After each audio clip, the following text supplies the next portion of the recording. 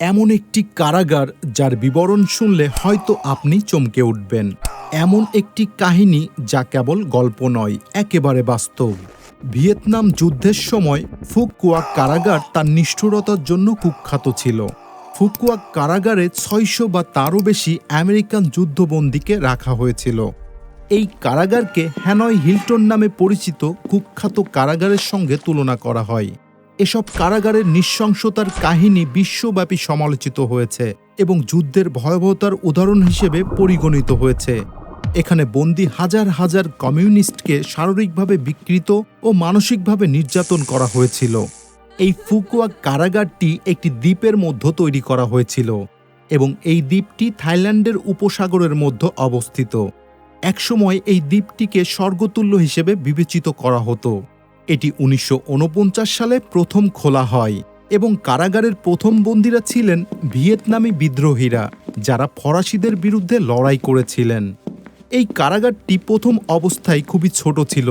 পরে মার্কিন যুক্তরাষ্ট্রের সাহায্যে কারাগারটি আরও বড় করা হয় এবং পরবর্তীতে এই কারাগারটি বিদ্রোহী সৈন্যদের নির্যাতনের জন্য ব্যবহৃত হতে থাকে। এই কারাগারটি যুদ্ধের সময় দক্ষিণ ভিয়েতনামের সবচেয়ে বড় বন্দি শিবির হয়ে উঠেছিল। সংঘাতের তীব্র সময়ে কারাগারে ৪০,০০০ বন্দির থাকার ব্যবস্থা, কম্পাউন্ডের প্রতিটি কোণে নজরদারি টাওয়ার, ৮ স্তরের কাঁটাতারের বেড়া এবং মাইনফিল্ড দ্বারা ঘিরে রাখা হয়েছিল। ১৯৬৭ সালের জুন মাস থেকে ১৯৭৩ সালের মার্চ মাস পর্যন্ত এই কারাগারে ৪,০০০-এরও বেশি মানুষ নির্যাতন এবং হত্যার শিকার হয় এবং আরও কয়েক হাজার মানুষ অক্ষম হয়ে পড়ে। এই ভয়ঙ্কর কারাগারের কক্ষগুলো ছিল পুরোপুরি মানবিকতার পরিপন্থী। মার্কিন যুক্তরাষ্ট্র এবং দক্ষিণ ভিয়েতনামের মধ্যে স্বাক্ষরিত জেনেভা কনভেনশনের নিয়ম মেনে বন্দীদের প্রতি মানবিক আচরণ করার কথা ছিল, কিন্তু এসব নিয়ম এখানে ভঙ্গ করা হয়। আসুন এবার এই কারাগারের নির্যাতনের বিষয়গুলো তুলে ধরি। বন্দীদের কাঁটাতারের ছোট খাঁচায় বন্দি রাখা, যা মাত্র ২ মিটার লম্বা এবং ০.৫ মিটার চওড়া। বন্দীরা এই ছোট খাঁচার মধ্যে শুয়ে বা বসে থাকতে পারত। তাদের পরিবেশ ছিল অত্যন্ত অসহনীয়। এমন কিছু কন্টেইনার ছিল যেগুলো ছিল প্রচণ্ড গরম, অন্ধকার এবং দুর্গন্ধযুক্ত। এই কন্টেইনারে একে অপরের উপর গাদাগাদি করে থাকতে হতো। দিনের পর দিন, মাসের পর মাস, যখন বন্দীরা বাইরে আসত তখন প্রায়ই তারা অন্ধ হয়ে যেত। এই দরিদ্র বন্দীরা দিনের পর দিন কষ্টে ছিল এবং তাদের খাবার হিসেবে একটি ছোট জলপাত্র এবং ২ মুঠো চাল ও লবণ দেওয়া হতো। তাদের প্রতিদিন ৫ থেকে ১০ বার লাঠি দিয়ে মারধরের শিকার হতে হতো। সাধারণত ২৭ বর্গমিটার আকারের খুবই ছোট কারাগারের কক্ষে একসঙ্গে ১৮০ জন বন্দী। এত কম জায়গায় বন্দীদের প্রায়ই একে অপরের উপর বসে দিনরাত কাটত। একে অপরকে জায়গা দেওয়ার জন্য ঘুরে ঘুরে দাঁড়াতে হতো যাতে অন্যরা ঘুমাতে পারে। কারাগারে কোনো টয়লেটের সুবিধা না থাকায় কোষগুলো মানুষের বজ্রের তীব্র গন্ধে পূর্ণ হয়ে যেত। লোহার গ্রেট ওয়াল ও গরম সিলিং বন্দীদের অসহনীয়ভাবে গরম করে তুলত।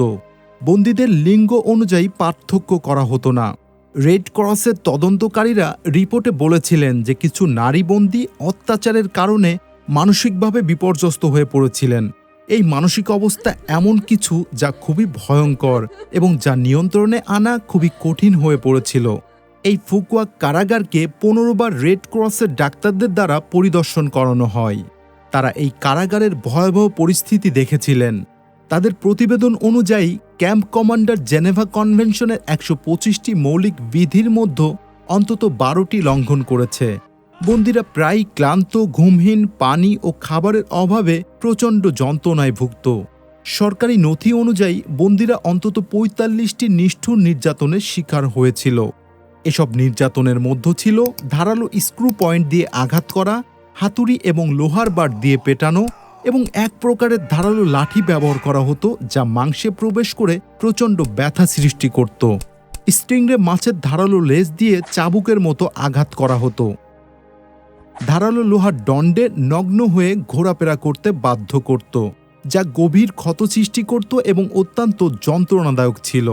আরেকটি শাস্তি ছিল কাঠের লাঠি দিয়ে আঘাত করা, যাতে বন্দীদের দাঁত ভেঙে যায় এবং মুখ থেকে রক্ত বেরোতে থাকে। অনেক সময় তাদেরকে চেয়ারের সাথে বেঁধে রেখে হাতুড়ির আঘাতে শরীর ছিন্ন ভিন্ন করা হতো। হাত পা ও মাথায় আঘাত করা, যা বিশেষভাবে প্রাণঘাতী ছিল। গণদাফনের সময় হাজার হাজার পেরেক জড়ানো মৃতদেহ পাওয়া গিয়েছিল। এই কারাগারে মাঝে মাঝে গর্ত খুঁড়ে তাদের মাথা পর্যন্ত জীবন্ত কবর দেওয়া হতো এবং সূর্যের তাপে পুড়িয়ে দেওয়া হতো। তাদের একটি কাঠের বোর্ডের সাথে বেঁধে আগুনে পুড়িয়ে দেওয়া এই শাস্তিগুলো ছিল সত্যি অনেক যন্ত্রণাময়। লোহার পাইপে বন্দীদের বেঁধে নিচেই আগুন ধরিয়ে দেওয়া। এই আগুন ধীরে ধীরে উত্তপ্ত হতে থাকত এবং রডগুলো লাল হয়ে যেত। এছাড়াও নির্যাতনকারীরা একটি নল দিয়ে সাবান বা মরিচের গুঁড়ো মিশ্রিত পানির মাধ্যমে শ্বাসরোধ করত, অথবা তাদের উপর উচ্চ ক্ষমতার হেডলাইট জ্বালিয়ে দেওয়া হতো। এটা ছিল প্রতিদিনের ঘটনা। বন্দীদের মাথা ও শরীর পানির একটি ব্যারেলে ডুবিয়ে রাখা, এরপর ম্যালেট দিয়ে দেওয়ালে আঘাত করা। এতে করে তারা একসাথে দম বন্ধ হয়ে যেত এবং কানের পর্দা ফেটে যেত। আরেকটি অত্যন্ত ভয়ানক পদ্ধতি ছিল বন্দীদের একটি বস্তার মধ্যে ভরে জীবন্ত সিদ্ধ করা। এই ফুকুয়া কারাগারটি ছিল কাঁটাতারের বেড়া দিয়ে ঘেরা এবং সেখানে ছিল 247 জন গার্ড, যারা প্রতিটি কোণে পাহারা দিত। এছাড়াও ছিল চারপাশে বড় বড় টাওয়ার, প্রহরী টাওয়ার থেকে পাহারা দিত। মোট 3000 কমিউনিস্ট সৈন্য কারাগার পাহারার দায়িত্বে ছিল। এত কিছুর মধ্য দিয়েও 1968 সালে একটি সাহসী দল এই কারাগার থেকে পালিয়ে যায়। এই দলের নেতা বিটন এবং তার 5 জন সহকর্মী 22 জুন রাতে এই পালানোর অভিযানটি পরিচালনা করে। তারা 1 বছর পর নিরাপদে পালিয়ে যেতে সক্ষম হয়। ঠিক একই সময়ে 21 জন কমিউনিস্ট বন্দীও পালিয়ে যায়। 1 বছর ধরে বিটন ও তার সেলমেটরা গোপনে একটি সুড়ঙ্গ খনন শুরু করেছিল। তারা কলম, কাঠের চামচ, লাঠি আর লোহার টোকরা দিয়ে এই কাজ করত। এই সুড়ঙ্গটি প্রায় 120 মিটার লম্বা এবং 0.6 মিটার চওড়া। তারা পালা করে খনন করত এবং পাহারা দিত। রক্ষীরা এলে সবাই দ্রুত লুকিয়ে পড়ত এবং সংকেত দিয়ে খননকারীদের সতর্ক করত। 1969 সালের 21শে জানুয়ারি রাতে বিটন ও তার 20 জন সহকর্মী নোংরা জামাকাপড় পরে সুড়ঙ্গ দিয়ে পালিয়ে যায়। তারা থাইল্যান্ডের উপসাগর পেরিয়ে বনের মধ্য দিয়ে নৌকায় চড়ে ভিয়েতনামের মূল ভূখণ্ডে চলে যায়। তাদের লক্ষ্য ছিল কেন্দ্রীয় সরকারকে এই কারাগারের বিষয়ে রিপোর্ট করা। দীর্ঘ 4 বছর পর 1973 সালে প্যারিস শান্তি চুক্তি স্বাক্ষরের পর বাকি বন্দীরা এই কারাগার থেকে মুক্তি পায় এবং পাশাপাশি এই ভয়াবহ ফুকুয়া কারাগার বন্ধ হয়ে যায়। ফুকুয়া কারাগারের নিষ্ঠুরতা ও বন্দীদের উপর অমানবিক নির্যাতনের চিত্র যেন কোনো নরকের কাহিনী বাস্তবে পরিণত হয়েছে। ভিডিওটি দেখে কেমন অনুভব করেছেন সেটা জানাতে ভুলবেন না। একটি লাইক দিন এবং চ্যানেলটিকে সাবস্ক্রাইব করুন। ভবিষ্যতে এরকম আরও তথ্যপূর্ণ ভিডিও পেতে আমাদের সঙ্গেই থাকুন। আল্লাহ হাফেজ।